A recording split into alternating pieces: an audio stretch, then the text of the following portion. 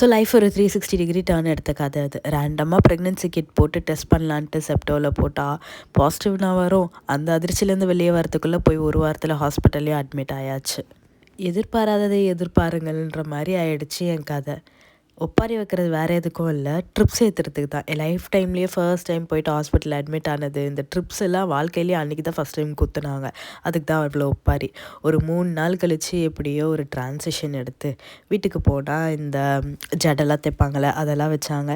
ஒரு பக்கம் நல்லா இருந்தாலும் ஒரு பக்கம் வந்துட்டு லைஃபே வேறு மாதிரி போதே அப்படின்ற ஒரு தாட் எப்போவுமே இருந்துகிட்டே தான் இருந்துச்சு. கல்யாணம் ஆனதுக்கப்புறமா கண்டிப்பாக குழந்தை பெற்றுக்கிட்டே ஆகணும் இந்த ஃபேமிலி லைஃப்பில் அப்படின்ற கப்பல்லாம் இல்லை. நாங்கள் வந்தால் ஓகே, வரலனாலும் ஓகே அப்படின்ற மைண்ட் செட் தான் எங்களுக்கு எப்போவுமே. சடனாக இப்படி ஒரு விஷயம் லைஃப்பில் நடந்ததுமே நிறைய சேஞ்சஸ் லைஃப்பில். நாங்கள் வந்துட்டு எக்ஸ்பெக்ட் பண்ணாத சேஞ்சஸ் இது அதுன்ட்டு within few months short span of டைமுக்குள்ளே அப்படின்ற பட்சத்தில் வந்துட்டு இனிமேல் வாழ்க்கையை நம்மளை எங்கே கொண்டு போதோ அப்படின்ற ஒரு கேள்வியிலேயே காலத்தை ஓட்டிக்கிட்டு இருக்கோம். பார்ப்போம். ஆனால் இதுவும் ரொம்ப புதுசாக தான் இருக்குது. இந்த மாதிரிலாம் எங்கள் லைஃப்லேயும் நடக்குமான்ட்டு நாங்களாம் நினச்சே பார்த்ததில்ல. Just go with the flow அப்படின்ற ஒரு லைஃப் தான் லீட் பண்ணிகிட்ருந்தோம். பட் இது பார்க்க புதுசாக இருக்குது. அண்ட் நிறைய ரெஸ்பான்சிபிலிட்டிஸும் இனிமேல் ஆட் ஆகும்னு நினைக்கிறேன். நாங்கள் 2 பேராக இருந்து ஜாலியாக சுற்றிட்டு இருந்த காலம் போய் இப்போ வந்துட்டு ஃபுல்லாக ரெஸ்பான்சிபிலிட்டிஸ் இது பண்ணோம் அது பண்ணோம் அந்த மாதிரியே இப்போ தாட்ஸ் தான் போய்கிட்டுருக்கு.